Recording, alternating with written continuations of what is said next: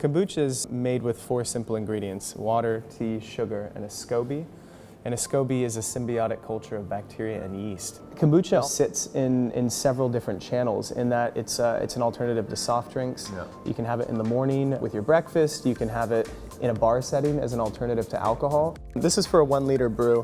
And basically what I've done is I boiled water, but I've let it cool to 75 degrees because green tea needs to be steeped at the right temperature, otherwise it can basically become bitter. Steep for 2 to 3 minutes is the recommended time. When did you actually start Jarr? So I started it with my partners who own Crate Brewery, where we're sitting now, in the end of 2015, but we've only been in bottle for 1.5 years. This is about 2 to 3 minutes, and I'm taking this tea out now. And then what we're going to do now is we're going to add in the sugar. Most of the sugar will be consumed by the yeast during the fermentation. It's basically fuel for the fermentation. So without sugar, you really can't have kombucha. And then we're going to top this up with about 500 mils of cold water. These are the standard kombucha actually bottles in the States. That's what most brands sell in. Instead of putting a, you know, for lack of a better word, a crappy label on them, we decided to screen print them. I think it just takes it up a notch. I think we wanted to create something beautiful, something that set itself apart.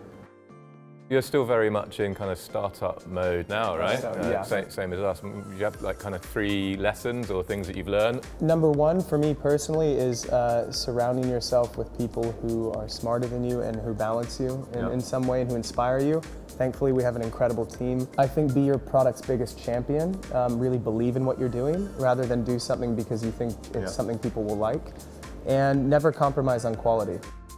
So this is the starter liquid that we're going to use to kickstart the ferment. It is commonly referred to as the SCOBY. We're just going to pour that in, and then basically you've got your kombucha finished.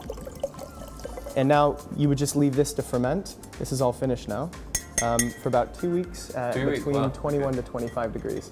And then you've got your kombucha. Okay. Yeah, so we just do this basically on quite a large scale. Yeah, so we'll come back in 2 weeks. Yeah, and taste it. yeah, in 2 weeks we'll taste it. And then you put a cloth on top. This doesn't quite fit, but but you want to leave a breathable cloth on so air can get in. Yeah. And yeah, that's your brew. Okay, and in the factory you do this, what kind of scale are the... So we have 15 1,250 liter tanks, a stainless steel fermentation grade, and they can withstand pHs of down to 1. But this is a great way to start at home with a glass jar. Okay, fantastic. Thank you.